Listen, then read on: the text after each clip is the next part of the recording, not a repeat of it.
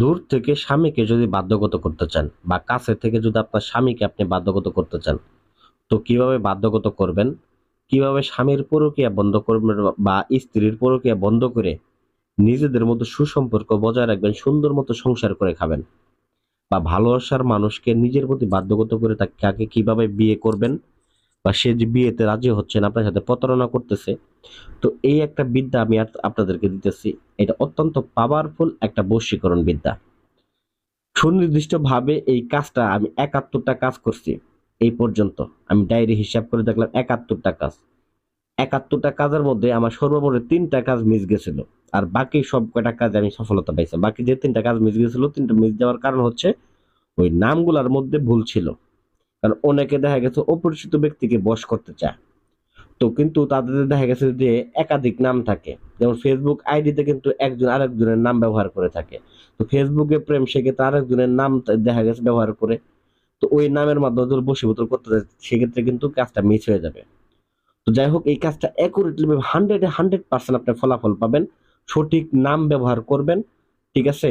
100% আপনি ব্যবহার করলে পরে আপনি 100% আপনি ফলাফল পাবেন। তো কিভাবে কাজ করবেন, কোন সময় করবেন? কোন প্রকার তান্ত্রিক কবিরাজের কাছে যাইতে হবে না, কারোর কাছে ধোঁকাও খাইতে হবে না। হয়তোবা ভাই আপনি ধোঁকা খাইতে, খাইতে অতিষ্ঠ হয়ে গেছেন।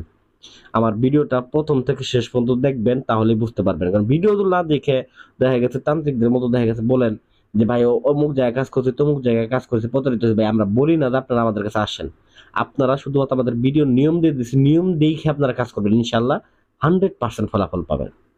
তো দেখেন, স্ক্রিনের যে নকশাটা, এই কাজটা করার জন্য সুন্দর করে আসন করে বসবেন। হ্যাঁ? সপ্তাহে ৭ দিন এই কাজটা করতে পারবেন।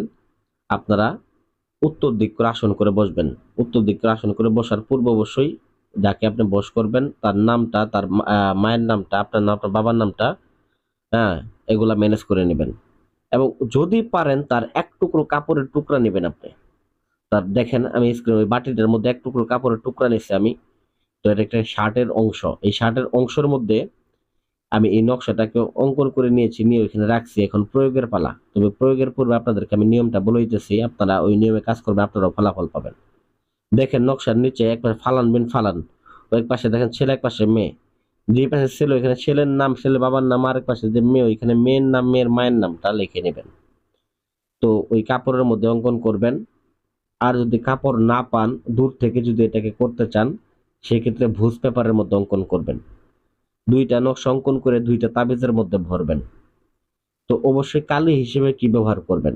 কালি হিসেবে মেশক জাফরান কালি ব্যবহার করতে হবে এটা। অন্য কোনো কালি না। হ্যাঁ, অল্প টাকায় পাওয়া যাবেন মেশক জাফরান কালি। তবে যে তাবিজ ২ টা ব্যবহার করবেন, তাবিজ ২ টা কিন্তু অবশ্যই ৩ ধাতুর তাবিজ দিয়েই আপনাকে কাজটা করতে হবে। তাবিজ কিন্তু শুধু লোহার তাবিজ হলে হবে না। ৩ ধাতুর তাবিজ দিয়ে কাজটাকে করতে হবে। এবং কাজটা করার পূর্বে অবশ্যই মোমবাতি, আগরবাতি জ্বালা আসনটা মতো দেখা গেছে আপনাদেরকে জাগ্রত করে নিবেন। আসনটা জাগ্রত করার মন্ত্র অনেকে জানেন না। আমি আবার বলে দিতেছি, এক ভিডিওতে বলে দিচ্ছি, আমি আবার বলে দিতেছি। মনোযোগ সহকারে শুনবেন। ওম নমো জয়ন্তী মঙ্গলা আসনং জাগ্রতনায়ং ওম নমো কালিকা আত্মাং বশ্যকরণায়ং উচ্চাটনায়ং নমঃ স্বাহা। ওম প্রেতাত্মা প্রতচং করণায়ং তন্ত্র শক্তিকে বৎসকরণায়ং অধ্যতায়ং শক্তি জাগ্রতনায়ং নমঃ স্বাহা সুধা নমস্তুতে। ওম ভগবতে মন্ত্রং আত্মসুধানায়ং করণায়ং মহাদেবায়ং নমস্তুতে। ওম নম সর্বাত্রং প্রমাণায়ং সাহা সুধা নমস্তুতে। ব্যাস এতটুকুই। এতটুকু মন্ত্রটা পাঠ করবেন, পাঠ করে তারপরে কাজটা শুরু। এটা হচ্ছে আসন জাগ্রত করার মন্ত্র। কারণ এই আসনটা জাগ্রত না করলে হাজার কাজ করলেও কাজ হয় না।